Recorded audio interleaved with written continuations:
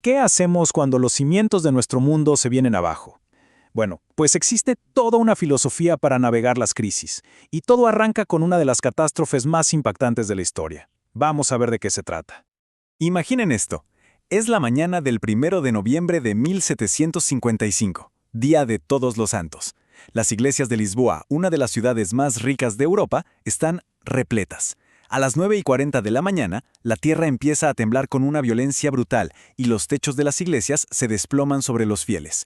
Horas después, para colmo, un tsunami y una serie de incendios terminan de dejar la ciudad en ruinas.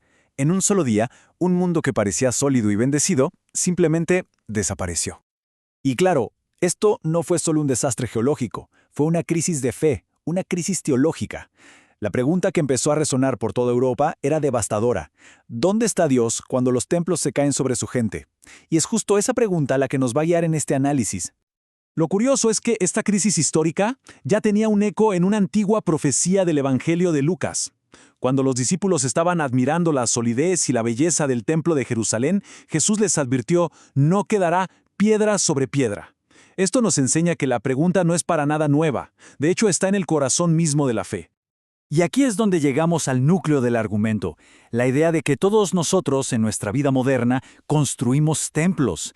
Y no son siempre edificios físicos, son esas estructuras en las que depositamos toda nuestra seguridad, nuestra identidad y nuestra confianza. Pensemos por un momento en el ejemplo bíblico. Por un lado, el templo era esta estructura magnífica, adornada con hermosas piedras y ofrendas, imponente. Pero por otro lado, existía la profecía de su total y absoluta destrucción. La lección es bastante directa, ¿no? Incluso las estructuras que nos parecen más sagradas, más permanentes, en realidad son temporales. Y esta misma idea se traslada directamente a nuestra vida, aunque no siempre nos demos cuenta de esos templos que vamos construyendo día a día. Por ejemplo, hablemos del templo de la carrera. Aquí la identidad se basa en un puesto, en un título, que es súper vulnerable a un recorte de personal. ¿O qué tal el templo de la salud? Esa seguridad que sentimos por llevar un estilo de vida perfecto, que puede ser demolida por un solo diagnóstico médico. Y claro, el templo de las finanzas, esa confianza ciega en una cuenta de banco, que puede ser sacudida por la próxima crisis económica. Entonces, ¿qué es lo que pasa cuando estos templos personales empiezan a tambalear? Pues la reacción más común, y según este análisis, la más equivocada, es el pánico. Y ojo, porque este pánico tiene, digamos, dos caras. La primera cara es lo que se conoce como ataractos. Este es un término militar griego que se usaba para un soldado que rompía filas, que abandonaba su puesto.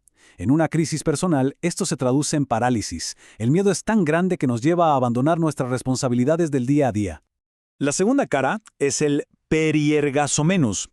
Esta palabra describe a alguien, pues, a un metiche, alguien que se ocupa de todo excepto de lo que realmente importa.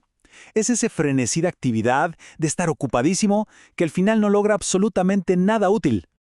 Y así es como se forma un ciclo destructivo. Primero aparece una amenaza que sacude nuestro templo, como un rumor de despidos en la oficina. Luego viene la parálisis, el atactos, la gente deja de trabajar, se queda congelada. Y esto se convierte en un frenesí, el periergasomenus. Se la pasan esparciendo rumores, analizando cada detalle, perdiendo el tiempo. ¿El resultado? La situación empeora porque las responsabilidades reales quedaron en el olvido. Pero, un momento. ¿Y si estas crisis, estos fuegos, no fueran desastres sin sentido? Aquí el argumento da un giro bien interesante y propone que son, en realidad, una especie de deconstrucción, con un propósito. Para entender esto, veamos la profecía de Malaquías. Se nos dice que el fuego de la crisis tiene una doble naturaleza. Por un lado, sí, consume la paja, el orgullo, las mentiras, nuestros falsos templos. Pero para los fieles, ese mismo fuego no es el final. Al contrario, es el amanecer del sol de justicia, que llega trayendo sanación. En el contexto de este sermón, ese sol de justicia se identifica como un título para Cristo. La idea es muy poderosa. La misma crisis que destruye todo lo que es falso es la que abre el camino para que surja la esperanza y la sanación, como el sol que sale después de la noche más oscura. Muy bien, entonces, si ya sabemos que los templos van a caer y que la respuesta no es el pánico, ¿cuál es la estrategia? ¿Qué hacemos? Bueno, la solución que se propone es todo un arte, el arte de perseverar.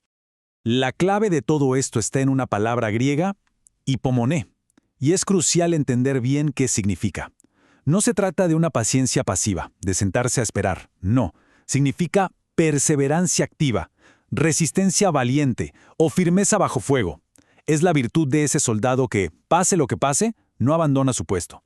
La receta final se resume en una sola frase del Evangelio de Lucas, que es contundente. Con vuestra perseverancia, con su hipómone, ganaréis vuestras almas. Esa es la directiva. La conclusión entonces es bastante clara. La victoria no se encuentra tratando de evitar las pruebas, sino perseverando activamente a través de ellas. Es en esa firmeza, en esa hipomone, donde se forja el verdadero carácter y se alcanza el objetivo final. Y así, al final de todo este análisis, nos quedamos con una pregunta que va más allá de la teología y que nos interpela a todos. Cuando el suelo que pisamos tiembla, cuando todo se sacude, ¿qué cimiento es el que verdaderamente permanece de pie?